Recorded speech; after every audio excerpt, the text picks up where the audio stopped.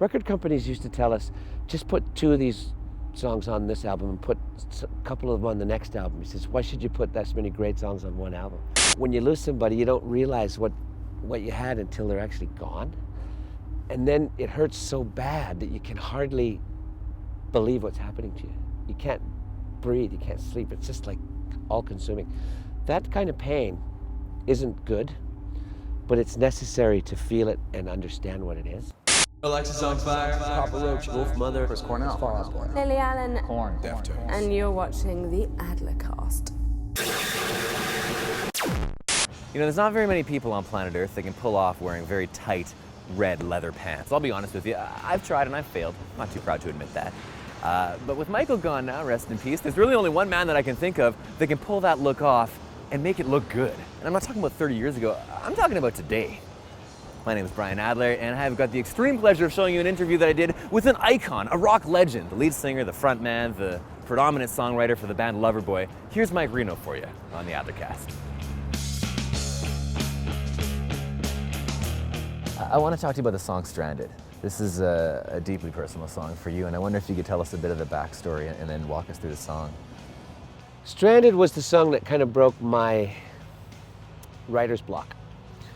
I had to write a song to get going again, and I had to write it about Scott, who not only was Loverboy's bassist, but he was my best friend. And best friends don't come very easy or very often.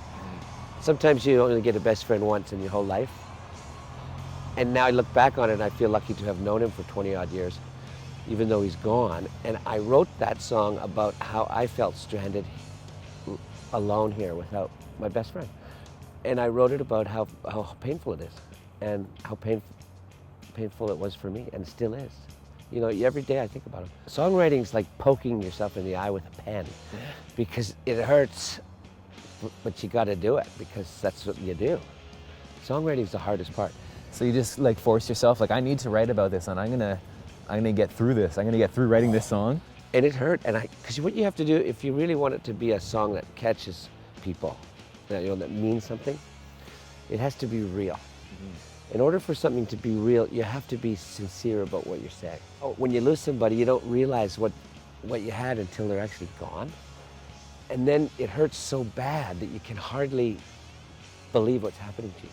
You can't breathe, you can't sleep. It's just like all-consuming.